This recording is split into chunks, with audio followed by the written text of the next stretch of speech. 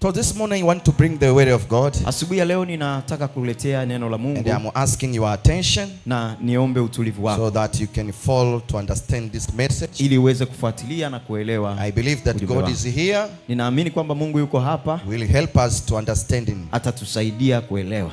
Amen. Amen. I've already prayed. Tayari nimekwisha kuomba. Open the book of Matthew chapter 9. Fungua kitabu cha Mathayo sura ya 9. From verse 20 to 22. Mstari wa 20 mpaka 22. Kitabu cha Mathayo sura ya 9 mstari wa 20 mpaka 22. Yes. Biblia inasema mstari wa 20 ya kwamba natazama mwanamke aliyekuwa na ugonjwa wa kutokwa na damu muda wa miaka 12 alikuja kwa nyuma akagusa pindo la vazi lake, kwa maana alisema moyoni mwake, nikigusa tu upindo wa vazi lake nitapona. Yesu akageuka akamwona, akamwambia, jipe moyo mkuu, binti yangu, imani yako imekuponya.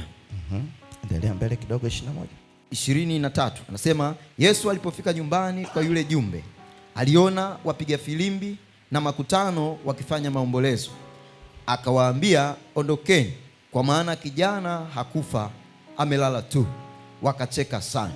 Lakini mkutano walipoondoshwa, aliingia, akamshika mkono yule kijana, akasimama. Zikaenea habari hizi katika nchi ile yote. Just read in English. Tasoma kwa Kiingereza. Mstari wa 20. And behold, a woman which was diseased with an issue of blood 12 years come behind him and touched the hem of his garment.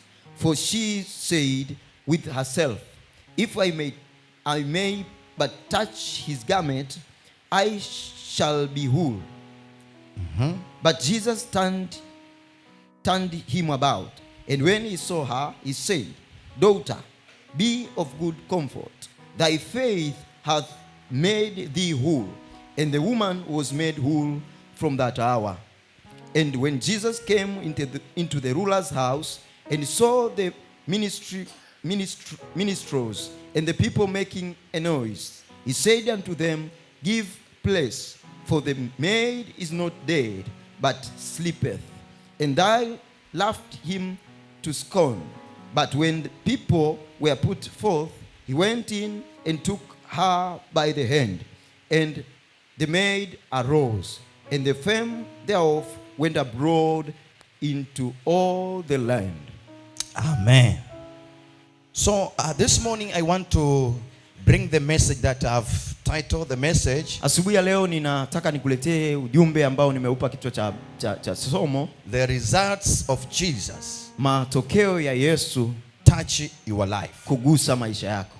The results of Jesus. Matokeo ya Yesu touch on your life. Kugusa maisha yako. Au matokeo ya mguso wa Yesu kwenye maisha yako.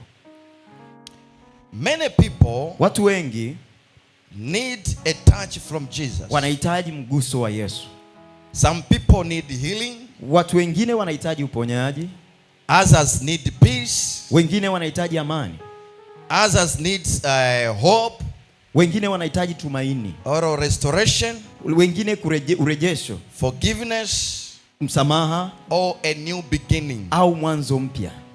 When we read in the book of Matthew chapter 9. Tunaposoma kitabu cha Mathayo sura ya 9. Verse 22. Mstari wa 20 mpaka 22. We meet a woman. Tunakutana na mwanamke who had been sick for 12 years. Aliyekuwa mgonjwa kwa miaka 12. She had suffered for a long time. Aliugua kwa muda mrefu. She had tried to find a help. Alijaribu kutafuta msaada. But her situation, lakini hali yake, did not change. Haikubadilika. But when she heard about Jesus, lakini aliposikia kwa habari ya Yesu, she came to him. Alikuja kwake. And she said, na akasema, if I only touch his cloak, kama tu nitagusa vazi lake, I will be healed. Nitapona. I will be healed. Nitapona. She touched Jesus' cloak. Aligusa vazi la Yesu. And immediately, na wakati ule ule, her life changed. Maisha yake yakabadilika. Her life changed. Maisha yake yalibadilika. Most of us, wengi miongoni mwetu, we follow Jesus, tunamfuata Yesu, but we did not touch Jesus. lakini hatumgusi Yesu. That's why we did not see the results Ndio maana hatuyaoni matokeo in our lives. kwenye maisha yetu.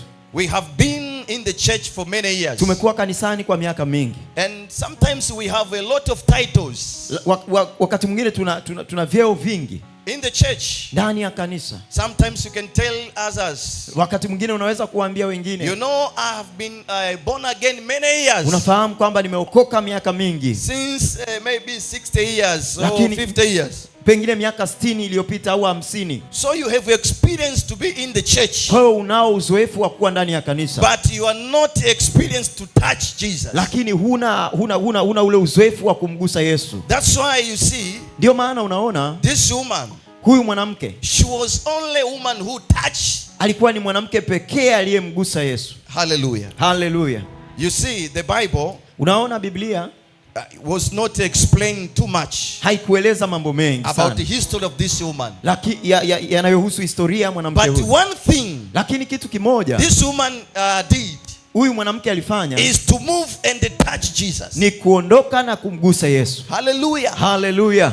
Hallelujah. Haleluya. And this we learn. Na kwenye hili tunajifunza, One in encounter with Jesus tunapokutana na Yesu, can change a life ule guso wa Yesu unaweza kubadilisha maisha that has suffered for many years. yaliyoteseka au yaliyokuwa mabaya kwa miaka mingi. Even you, Hata wewe, the day that you will touch Jesus, siku ile utakapomgusa Yesu, your life will never be the same maisha again. yako hayawezi kuwa vile yalivyokuwa. Your life will never be the same again. Maisha yako hayawezi kuwa vile yalivyokuwa. And this is my prayer. Na haya ni maombi yangu. As you come into this church, Unapokuja kwenye kanisa hili, I want when you come to this church, ninatamani unapokuja kwenye kanisa hili, you need to touch Jesus. unahitaji kumgusa Yesu. Hallelujah. Haleluya. Don't experience to be in the church. Usipate tu ule uzoefu wa kuwa kanisani, I was in that church. kwamba nilikuwa kanisani, The church is very good. kanisa lile ni zuri, They are singing very good. wanaimba vizuri, They have a good protocol. wanao utaratibu mzuri, The pastor is very good man. mchungaji wao ni mzuri sana. Yes, that is good.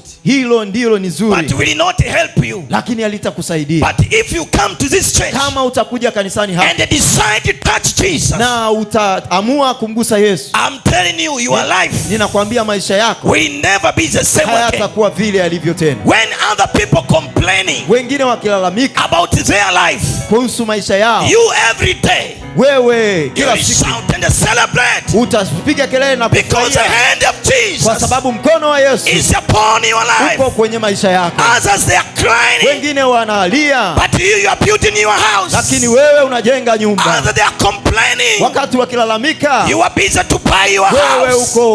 You are busy to buy your car. uko busy na gari Hallelujah. lako. Haleluya. Hallelujah. Haleluya. I did not hear amen. Sisikia amen. Hallelujah. Haleluya. Leo kinashuka shuka. Today it's coming. So, Ndio hivyo, a woman mwanamke huyu who had been subjected to bleeding for 12 years. aliyekuwa akitokwa damu miaka 12, I believe ninaamini she tried the best alijaribu kadri yawezavyo to solve that problem. kutatua ile changamoto aliyokuwa nayo. Maybe she went to the doctor, Lakini yamkini alienda kwa madaktari, to professionals, doctors, kwa madaktari wabobevu kabisa, but they failed. lakini walishindwa. Maybe she used gingers and jujus, Pengine alitumia uchawi au superstitions, nguvu za giza, but she failed. lakini alishindwa. I love this book. Ninakipenda kitabu hichi.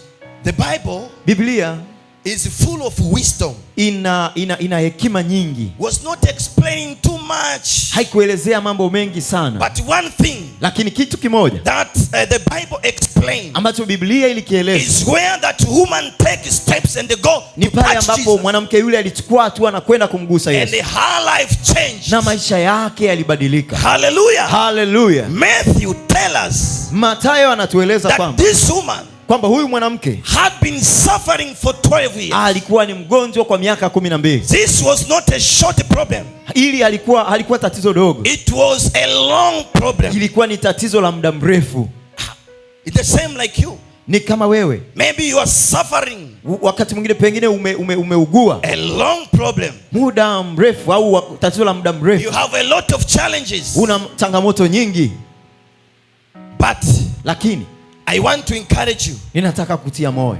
The name of Jesus Jina la Yesu can heal you. linaweza The kukuponya. name of Jesus Jina la Yesu will be able to change your life. linaweza kubadilisha maisha yako. In the book of Mark chapter 5, Kitabu cha Mathayo sura ya 5 verse 26, mstari wa 26, the Bible says, Biblia inasema she had suffered aliugua, a great deal aliugua, under the care of many doctors, aliwekwa chini ya uangalizi wa madaktari wengi, and had spent na alikuwa na all she had. alitumia vile alivyokuwa navyo vyote. She was sick. Alikuwa mgonjwa, She was tired. alichoka, She was poor. alikuwa maskini, She was disappointed. alikatishwa tamaa, But she looking for help. lakini alitafuta msaada. And the day when she decided, Na siku ile alipoamua I need to touch Jesus, kwamba ninahitaji kumgusa Yesu, her life changed. maisha yake yalibadilika. Her life changed. Maisha yake yalibadilika. Hallelujah. Hallelujah. Unajua kulikuwa kuna watu wengi You know were many people waliomfuata Yesu who followed Jesus. kama unavyomfuata wewe Yesu As leo. you follow Jesus, Unamfuata kwa sababu yupo you magorofani, follow because he is here at Magorofani. lakini hutaki kukutana na Yesu wa But you don't magorofani. want to meet the Jesus of Ndio here. maana maisha yako yapo pale pale. That's why your life is the same. Wenzako wanaposimama hapa Your fellows, when they stand here, wanatoa ushuhuda they testify yale mambo ambayo Bwana ametenda juu of yao. the thing that God has done to their life. Wewe hauoni chochote You don't see anything kwa sababu hujakutana na Mnazareti. because you never meet the Jesus of Nasema Nazareth. leo Today, kwa neema ya Bwana by the grace of God, utakutana na you will Mnazareti. meet Jesus of Nazareth. Utakutana na You Mnazareti. will meet the Na Nazareth. ukikutana na Mgalilaya When huyu, you meet the maisha Jesus of yako Galilee, yatabadilika your baba. life will change. Maisha yako Your yatabadilika life will baba. change. Maisha yako yatabadilika kaka. Your life will change, brother. Hautabaki kama You will ulivyo. never remain the same. Ninao ushuhuda. I have a testimony. Kuna watu walianza There are kuzeeka people who said, walipokutana na Yesu. but when they meet Jesus, Yesu akawabadilisha. Jesus changed them. Maisha yao hayakuwa tena kama Their life yalivyokuwa. never became the same. Maisha yao yalibadilika, Their life changed. wakawa ni watu wapya They tena. became new people. Halafu Yesu akikutembelea, When Jesus visited you, akigusa maisha when he yako, touched your life, nataka nikumbie maisha yako I yanabadilika. want to tell you, your life will Kama change. ulionekana ni mzee, When they looked you, when you looked old, yes, unaonekana ni binti. you look very young. Ulikuwa unaonekana ni mzee kaka. When you look very old, Ndio maana ukichumbia dada yoyote that's why anakukimbia. when you propose, women are running. Anasema haki ya Mungu kaka, hata They tungebaki say- wawili dunia yote ningekukimbia. Even if we remain two in this world, I will Kwa run sababu away. umechoka. Because you are too tired. Lakini nataka nikutie But moyo I leo. want to encourage you today. Ukikutana na When Yesu, you meet Jesus, maisha yako your life yatabadilika. will change. Ukikutana na When you Mgalilaya, meet the Galilee, Yesu anaondoa uzee wako. Jesus removed the old Yesu in anaondoa you. uzee wako. Jesus removed the old Anasema in you. wale wanaomtegemea He yeye said, those who believe in him, atawapa nguvu, he will give them power. wataruka kama They will tai. fly like eagles. Nasema utaruka kama I tai. say you will fly like Watu wa eagles. magorofani The people tutaruka of Magorofani, we kama will tai. fly like Hebu eagles. ukisikia kushout sema amina. When you want to shout, Ukisikia shout kurukaruka kama amen. Kimasai, You will rukaruka. rise. You will rise. Nami ni unabii wangu asubuhi ya leo. It is my prophecy this Bwana morning kakuinue kwa that utukufu mwingine God mpya. will rise you in another glory. Nilipokuwa naombea watu wa Mungu, As I was praying, Bwana akanionyesha ya kwamba God show me. magorofani tulizalaulika, Magorofani, we were despised. tulionekana hatufai, They look like we look lakini like. Bwana ameamua sasa But Jesus has decided now kunyanyua magorofani to tena. rise us again. Kanisa hili litasimama tena, This church will rise again. watu wa kanisa hili watainuliwa The tena, people of this church will be rise viwango again. vyao vitapanda tena. Our levels will lift up. Nasema kwa jina la I'm Yesu, kama saying in isivyo Bwana wa Jesus' majeshi. name as He's living. Ukitaka kupokea, pokea kwa jina la When you Yesu. want to receive, receive in Jesus' name. Ndoa zitafungwa nyingi kwa jina la Yesu. Marriages will be officiated in this. Watu watazaa na kuolewa kwa jina la People Yesu. will give birth and will be married in Jesus' Na name. kuanzia mwakani, And to beginning to next year, Bwana ataenda kulinyanyua kanisa hili kwa God will utukufu. lift this church. Usiwezeka kwa jina la Yesu. We will multiply. Nilikuwa naona magari yamejaa kila mahali. I saw cars parking everywhere. Nikamwambia Bwana Yesu, ni kitu gani? I said, Jesus, what is this? Akasema, nitakuonyesha mambo He makubwa said, I will show you great things usiyoyajua that mwanangu. you never knew. Endelea kunyenyekea. Continue being humble. Upo mkono wa Bwana There juu is yako. the hand of the Lord before Nami you. nimeuona mkono wa And I Bwana. saw the hand of God. Utasimama na wewe kwa jina la You Yesu. will rise in Jesus' name. Utasimama na maisha You yako will kwa jina la rise Yesu. with your life in Jesus' name. Tikisa jirani yako, mwambie Shake jirani, your neighbor, tell neighbor, usisubae. don't be Neema ya lazy. Bwana ipo The mahali grace hapa. of God is here. Haleluya. Hallelujah. Hebu mtikise mwenzako, mwambie upo. Shake your neighbor, tell him or her, are you there? Haleluya. Hallelujah. Geukia mwenzako, mwambie unionavyo leo hivi Turn to your neighbor, tell him or her, as you are seeing me sivyo today, ndivyokuwa kesho. it's not how I will be tomorrow. Bwana asifiwe. Praise Jesus. Kuna wengine wanazalaulika wanavyokuja kanisani. There are others that are so despised when they Ukimsalimia, came to church. nakuta anapindisha mkono. When they want to greet you, they Anakuona move away. umechoka leo. They saw you are very tired. Sikiliza, Listen, yupo Mgalilaya there is the Galilee anayejua hatima ya kila who mtu. knows your destiny. Haukuzaliwa kwa bahati You mbaya. were never born Lipo anyhow. kusudi la Bwana There is katikati the yako. purpose of God in your life. Ndio maana nimewaombea washirika wangu kwa That's jina la why I Yesu. have prayed for my Kuanzia mwakani from next year. Bwana akawape magari ya kutosha. God may give you cars. Bwana akawape nyumba zenu kwa jina la God Yesu. may give you your own houses in Jesus' Mambo ya name. kupanga tumekataa kwa jina la The Yesu. thing of renting we have Kupanda denied daladala in Jesus' tunakataa kwa name. jina la We Yesu. have denied being rented. Kupanda bodaboda tunakataa kwa jina la Yesu. Najua tangazo likipepewa alifurahi. Kwa jina la Yesu In Jesus' name who is alive. tutakuwa na magari yetu We kwa will jina la have Yesu. our own cars in Jesus' Tutakuwa na name. nyumba zetu kwa We will jina la have Yesu. our own houses in Jesus' name. Haleluya. Hallelujah. Hebu mtikise jirani yako, mwambie Shake upo your wewe. neighbor. Tell him or her, are you there? Haleluya. Hallelujah.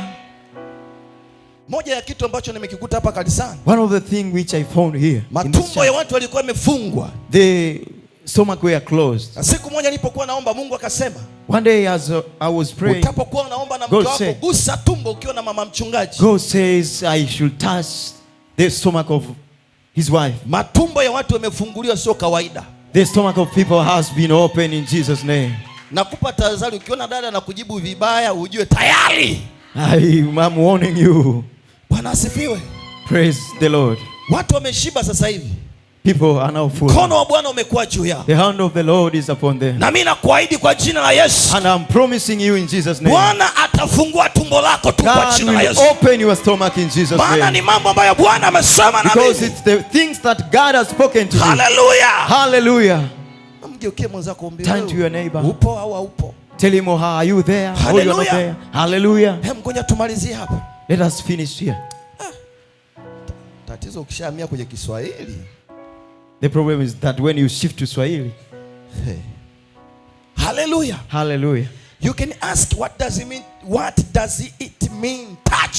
unaweza ukajiuliza nini mguso? Nini maana ya mguso? The word touch Neno mguso means to make physical contact. linamaanisha kule kukutana, kukutana kimwili au kuguswa kimwili, kuguswa halisi. Hapo kuguswa kimwili hapo sawa. Hallelujah. Hallelujah. So but in this passage, Lakini kwenye vifungu hili la maandiko, this woman mwanamke huyu, touch means mguso wake ulimaanisha more than simply touching Jesus. ulimaanisha zaidi tu ya kumgusa Yesu. Her touch showed that Ule mguso wake ulimaanisha believed in Jesus. imani kwa Yesu. Touching of this woman Mguso wa mwanamke ule was meaning trusted Jesus.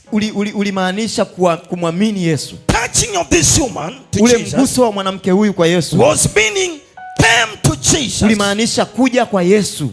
Touching this woman to Jesus Mguso huu wa mwanamke huyu was being expected Jesus to help her. ulimaanisha kumtegemea Yesu au kutegemea kwamba Yesu angemgusa, angemsaidia. Therefore, Hivyo basi, to touch Jesus kumgusa Yesu means to come to him unamaanisha kuja kwake with faith kwa imani and trust, na kuamini, believing that kuamini kwamba he has the power to change your life. anayo nguvu ya kubadilisha maisha yako. It is not just physical contact. Sio tu ule mguso wa kimwili wa kawaida. It is a personal, ni mguso wa kibinafsi. Encounter with Jesus. Ni kukutana kibinafsi na Yesu. Faith.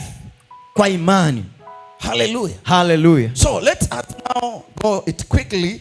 Twende haraka haraka sasa to see the advantage of being touched by Jesus. Kuangalia faida za kuguswa, za mguso wa Yesu. Let us understand the advantages. Tuelewe hizi faida za mguso wa Yesu. Of being touched by Jesus. Wa kuguswa na Yesu. Number one. Ya kwanza. Number one. Jambo la kwanza, faida ya kwanza. One of the advantage. Moja kati ya faida being touched by Jesus. Za mguso wa Yesu. The touch of Jesus. Mguso wa Yesu brings healing. Unaleta uponyaji. The woman had been sick for 12 years. Mwanamke alikuwa mgonjwa kwa miaka 12. But after she touched Jesus, lakini alipomgusa Yesu, she was healed. Aliponywa.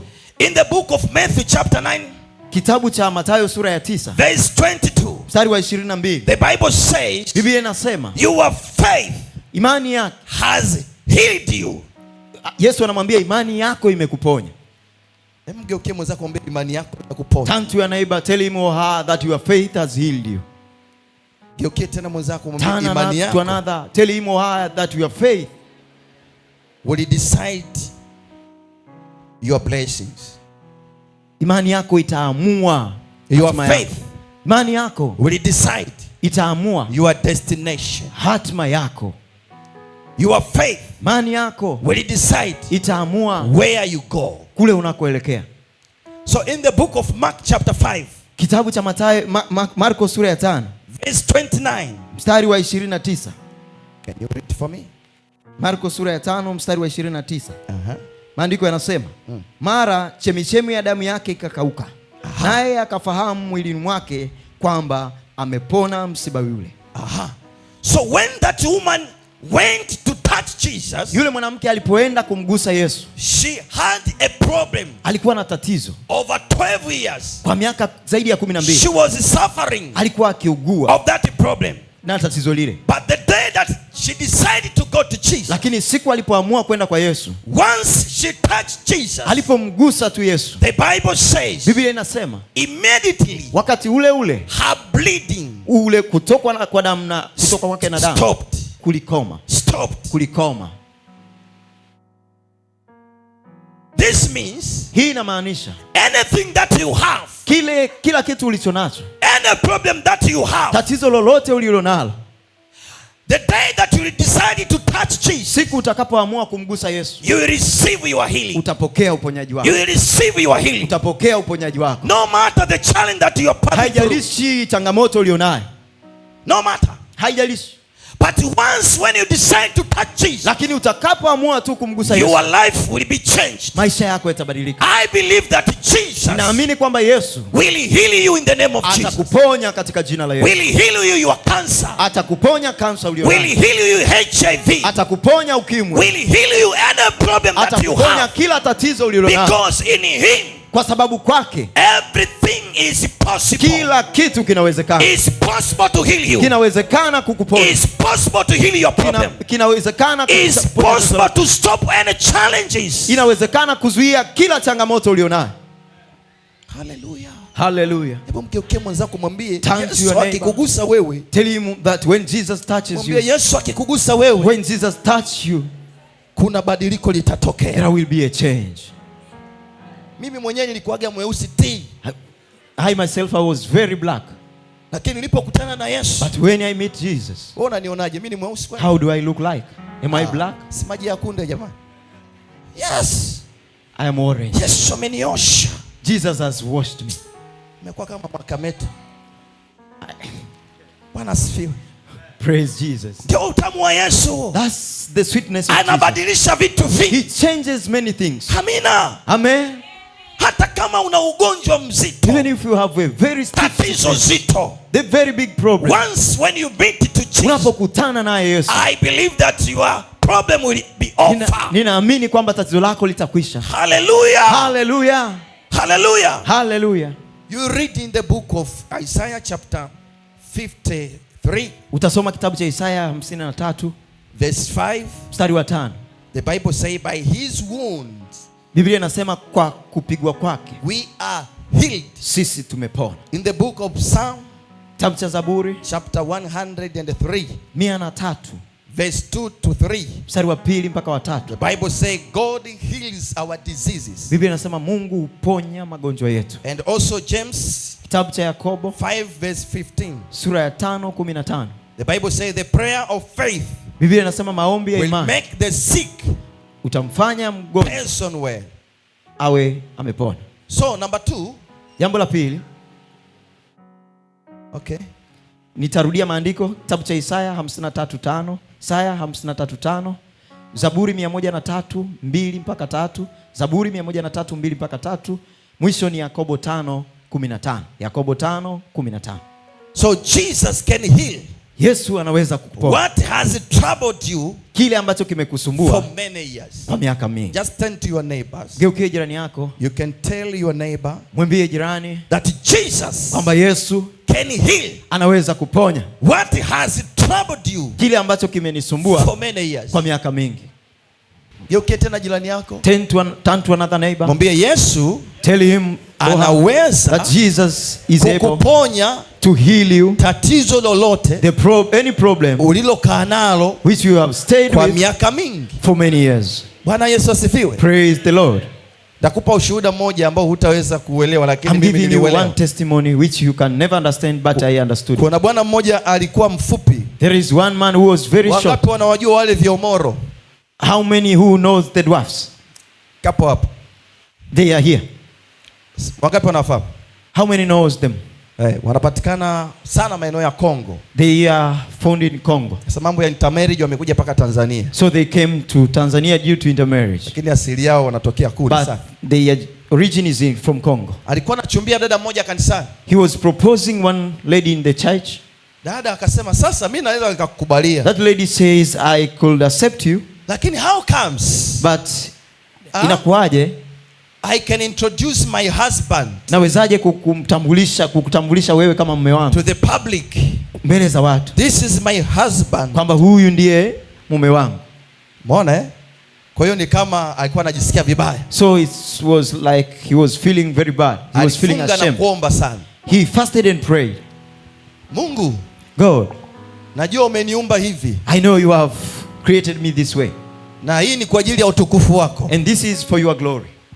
Lakini nakuomba, but I'm praying, niongeze kimo changu. Rise my height. Bwana asifiwe. Praise the Lord. Hebu mgeukie mwanzo kuombea lolote uombalo kwa Bwana. Turn to your neighbor, tell him that whatever you pray, hakuna linaloshindikana. there is no impossible. Aliomba na kufunga. He prayed and fasted. Mungu alipoona moyo wake, and when God saw his heart, sio kwa ajili ya kutafuta mapenzi yake, it's not for finding his own will, lakini ni kwa ajili ya mapenzi ya Mungu mwenyewe, but by God's will, for God's will. Mungu akaanza kumuongeza. God started rising kidogo kidogo, slowly. Wakashangaa kajamaa kana, they were surprised that the man was rising. His weight was lifting. Ikawa ni agenda kubwa. So it was a big agenda. Madaktari wakasema, sijui unajua kuna, the doctor said, mchanganyiko wa hormone. You know there is a mixture of hormones. Tuzuri madaktari wapo hapa.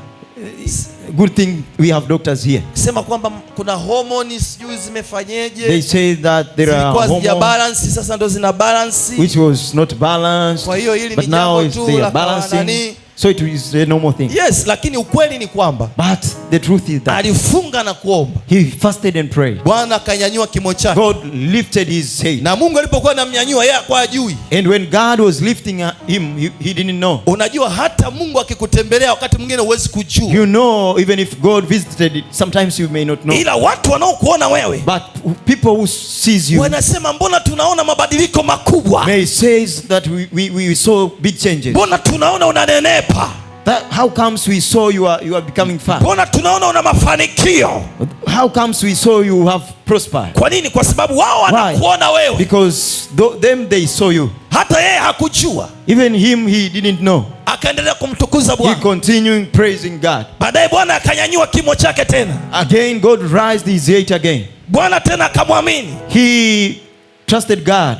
akanyanyuliwa mpaka He kimo, was raised again. na Mungu akampa uhandsome mzuri sana. And God granted him, he became very handsome. Majira ya Bwana yalipofika, When the season of God came, wale waliomkataa those who rejected him, ndio waliokuwa wanajipitisha they kwake. were the one who passed.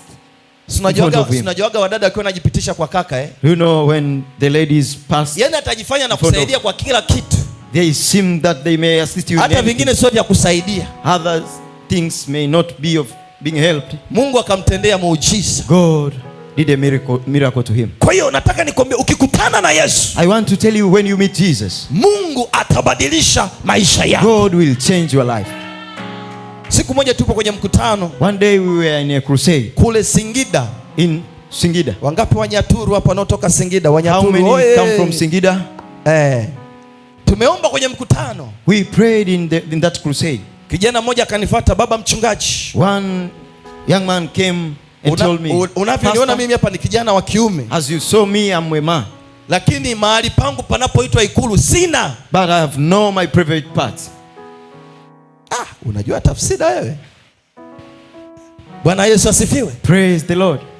Sasa ukimwangalia ni kijana ana ndevu, When you look at him, he is a man. ana He has maumbile beard. kabisa ya kiume, He look like a man, lakini anasema but he's saying, sina mahali panapoitwa the state house. I have no private parts.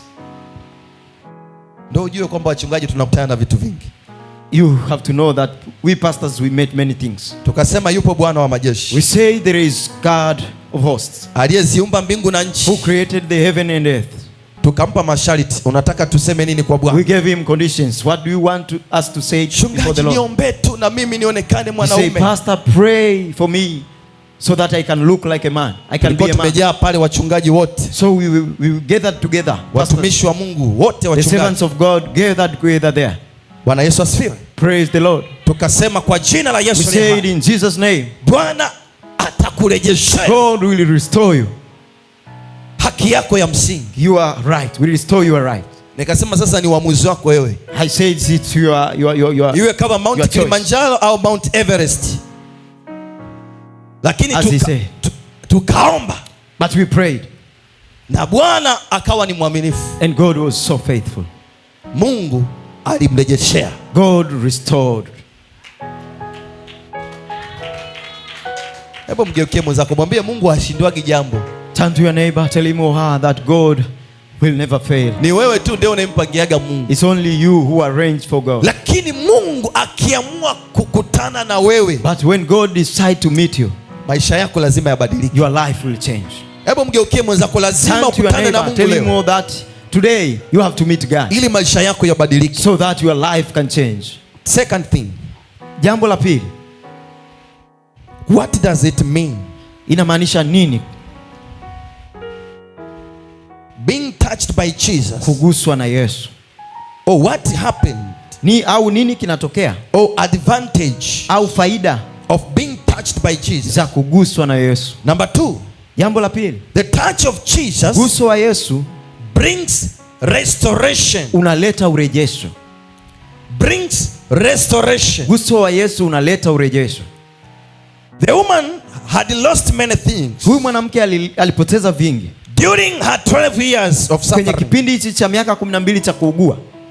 She had lost health, Alipoteza afya, money, pesa, strength, nguvu, peace, amani, normal life. maisha yale ya kawaida. But Jesus Lakini Yesu gave her a new beginning. alimpa mwanzo mpya. In the book of Mark, Kitabu kile cha Marko chapter 5, sura ya 5 verse 34, mstari wa 34, the Bible says, Biblia inasema, go in peace nenda kwa amani and be freed na uwe huru from your suffering. kutokana na mateso yako. Kasoma hapo kwa Kiswahili. Tasoma Marko 5:34. Yes. Akamwambia, binti, imani yako imekuponya. Enenda zako kwa amani. Yes. Uwe mzima. Usiwe na msiba wako tena. Usiwe na msiba wako tena.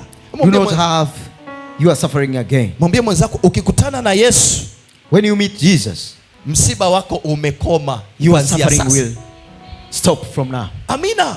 Amen. Mwanamke huyu aliyetokwa na damu This woman who bleeded kwa miaka 12 for 12 years, alipoteza vitu vingi. He lost many things. Alipoteza afya yake, He lost his health. alipoteza utu wake, He lost his dignity. His alipoteza personality. heshima He yake, lost his respect. alipoteza kujiamini kwake, He lost his confidence.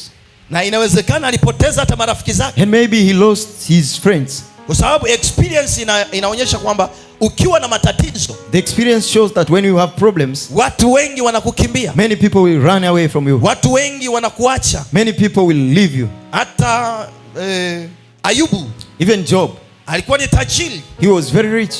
lakini once alipopata matatizo, But when he got problems, maandiko nasema marafiki zake walimkimbia, the word of God says his friends ran away from him. hata mke wake Even his wife, akaingiwa na tamaa, he got dhambi ilimwingia ndani yake, sin entered her.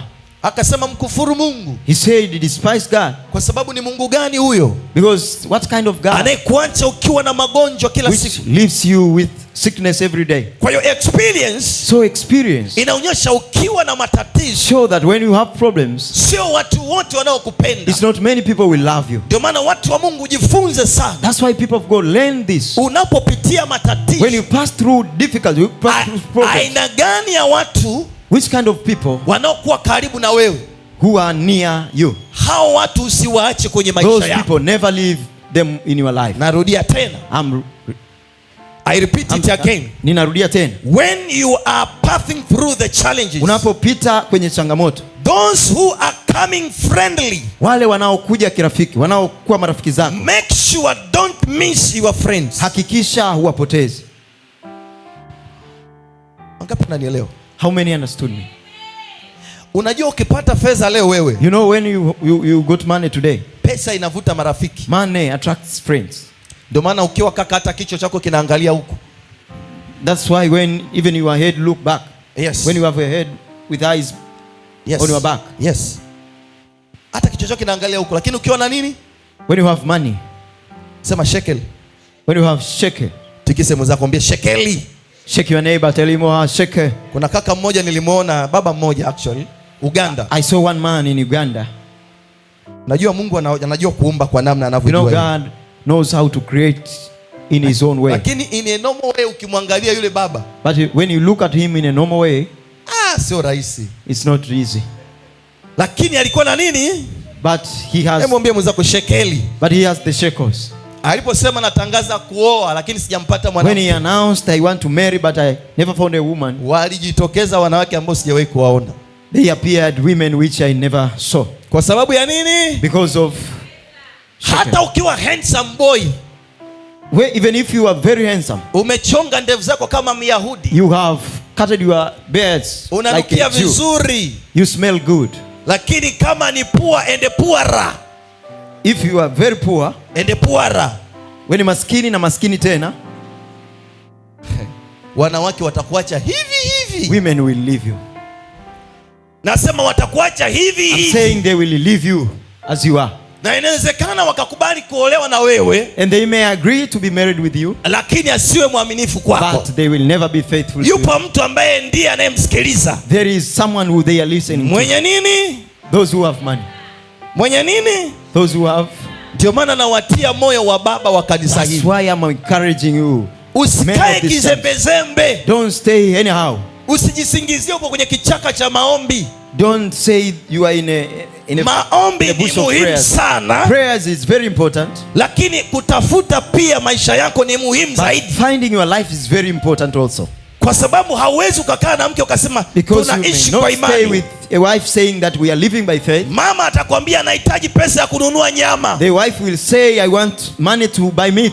nahitaji kununulia watoto wangu nguo. I want to buy clothes for my children. Kwa hiyo kama waleti yako haisomi So if vizuri, your wallet does not read, nataka nikwambie hata maombi yako ataona ni makelele mbele I za want Bwana. to tell you that even your prayers she will show as noises. Ndio maana hekima inasema hivi, That's why wisdom is saying, omba sana, pray very much. Very hard. ukimaliza kuomba When you finish praying, nenda kafanye kazi go sana, and work very hard. tafuta kwa bidii sana, Find money hardly. kuwa na pesa sana, Have much money. na ukiwa na pesa And sana, when you have much money, Mungu atakuheshimu pia, God will respect you also. mchungaji wako atakuheshimu Your pia, pastor also will respect you. washirika watakuheshimu pia. Church members will respect you Usiseme also. tu yani watu Don't say that. watu siku hizi jamani, People nowadays, wanajiinua, They hawataki hata rise kunisalimia. themselves. They don't want even to greet me. Ndio ulimwengu ulivyo, That's how the world is. unavutwa na sumaku.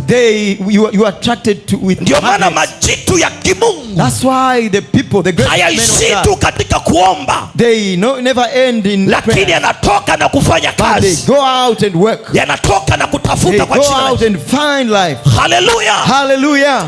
Sijajua Mungu kanileta hapo, I don't know why God has brought me lakini here. point yangu ilikuwa ni But restoration. my point is that God restored. Huyu mwanamke alipoteza vingi, This woman lost many things. lakini alipokutana na Yesu But when she met Jesus, maisha yake yalibadilika, her life changed. maisha yake yalibadilika. Her life changed. Nataka nikwambie asubuhi ya leo, I want to tell you this morning, maisha yako yatabadilika your kwa jina life la will Yesu. change in Jesus' name. Ukikutana na Mgalilaya When you Yesu, meet the Galilee Jesus, maisha yako hayatabaki your kama life yalivyo. will never remain the same. Bwana atarejesha God will restore you. vyote vilivyopotea, Everything that is lost. yaliyoliwa na parale Those who are na nzige eaten by na locusts madumadu and caterpillars yatarejeshwa will be tena. restored again. Hebu mgeukie mwenzako, mwambie Turn to your yatarejeshwa neighbor, tena, tell him or her that will be restored again. mwambie yatarejeshwa tena, They will be restored again. mwambie yatarejeshwa They will tena. be restored again. Haleluya. Hallelujah. Jambo la tatu na la mwisho, The third and last point.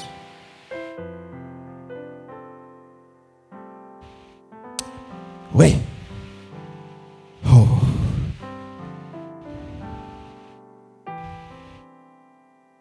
jambo la mwisho, The last point.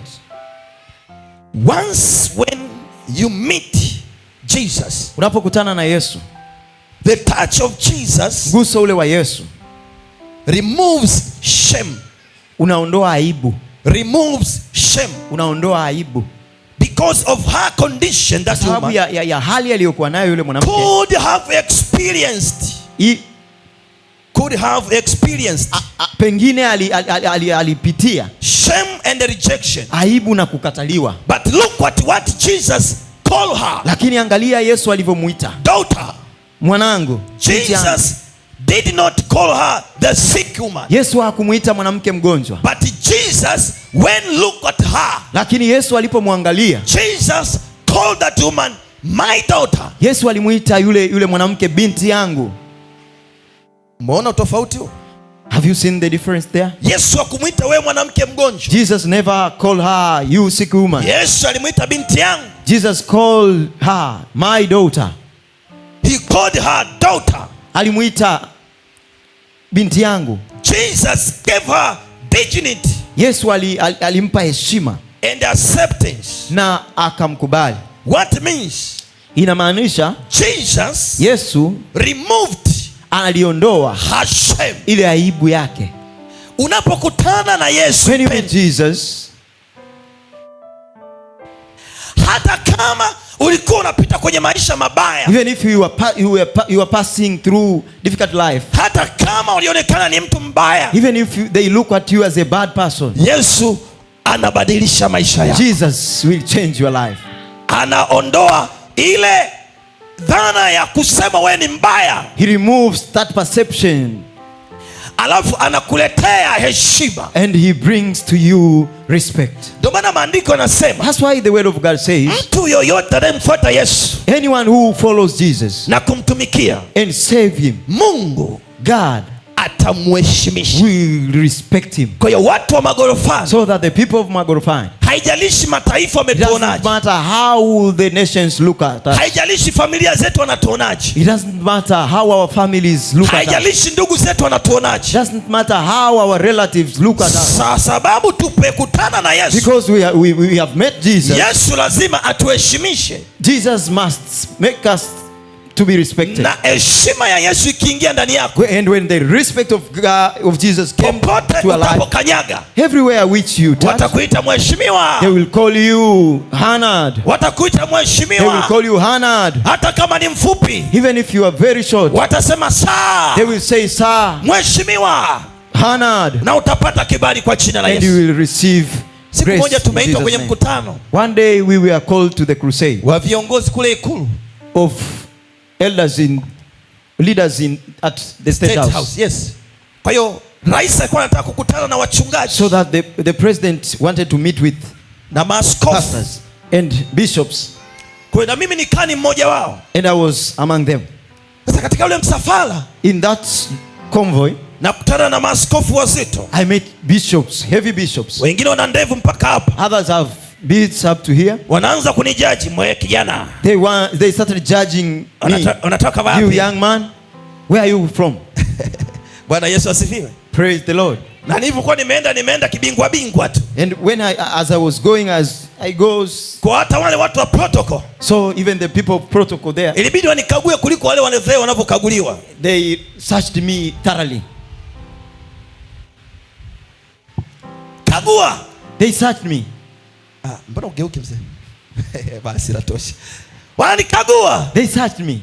Lakini mimi nilikuwa najua, But I knew, kwa sababu ya ile imagination yao, because of their imagination, kwamba umeniona kwamba labda ni mdogo, that they looked at me as I'm very young. As a lakini young aliye man. ndani yangu But who is inside ni me mkuu kuliko watu wote. is very great among men. Na mimi nikana tembea kibingwa bingwa, sema So kibingwa bingwa. I was walking Bwana majestically. akikuheshimisha mpendwa, naye lazima uheshimike. When God respected you, you Unatembea have to be ukiwa respected. vizuri. So you have to walk majestically. Haleluya. Hallelujah.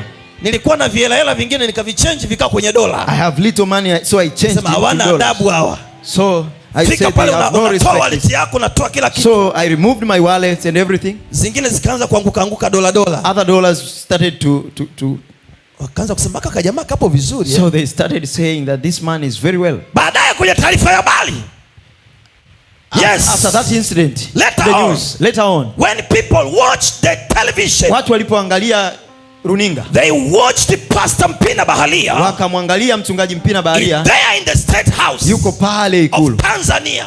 pale Ikulu ya Tanzania. Sasa simu zikaanza kupigwa. And the phone started ringing. Kuanzia leo tunakuogopa. From today we are starting fearing Wewe you. unatudanganyaga ni mchungaji, lakini You are telling us that you are a una pastor, kazi but yako no, nyingine. you have another work. Nikamwambia hapana, ni I Yesu told tu. them, no, it's only Jesus. Nasema na kwako inawezekana. And I'm saying to you, it's possible. Waliokukatia tamaa Those who get wanakuona started, haufai leo. they see you as, Ukikutana na Mgalilaya when you Yesu meet the Jesus of Galilee, atabadilisha heshima he yako, will change your respect. atabadilisha familia He will yako, change your family. atabadilisha historia ya He maisha will yako. change the history of your life. Yule mwanamke alipokutana na When the Yesu, woman met Jesus, maisha yake her yalibadilika. life was changed. Waliyemwona ni mgonjwa, When those who saw him as a sick hakuwa woman, mgonjwa he tena, was never sick again. atatoka akiwa mzima, He came out healed. atatoka akiwa na He afya. came out with good Bwana health. akambadilisha jina God lake changed his kutoka name kuwa mgonjwa, from a sick woman, kutoka kuwa mtu ambaye watu wanamwona hafai. from a disrespected Bwana person. akampa heshima yake. God gave him dignity. Bwana akampa heshima yake. God gave her respect. Nataka nikwambie na wewe I pia, want to tell you and you again, inawezekana it asubuhi ya is leo. possible in Jesus' name. Umepita kwenye familia You mbalimbali, have passed through difficulties. wamesema familia yenu ni They maskini, have said that your family is so poor. wamesema hautafanikiwa. They say you will never prosper. Nataka nikwambie hayo ni maneno I ya want watu, to tell you that those are the people's way. yameandikwa hata kwenye kanga. It is written even in Lakini process. mbingu zikisema kwa habari yako, But when the heavens speak maisha of your yako life, yatabadilika. your life will change. Nasema maisha yako I'm saying your yatabadilika. life will change. Nimewaona wapendwa, watu waliokuwa maskini, I've seen people who were very poor. waliokuwa ni maskini, People who were very poor. walipokutana na When Mgalilaya they Yesu, meet the Galilee Jesus, Yesu alibadilisha maisha Jesus yao. changed their life. Yesu alibadilisha Jesus historia yao. changed their history. Yesu alibadilisha watoto wao. Jesus changed their Nami kwa children. jina la Yesu na And kutamkia siku today, ya in leo, Jesus' name, I'm proclaiming maisha yako yatabadilika your life tena. will change. Maisha yako yatabadilika Your life tena will change again ukikutana na Yesu asubuhi ya when leo. you meet Jesus this morning. Simama kwa miguu yako. May you rise up with your feet. Hai. Hatalabakaya. Hotakatala. Hita,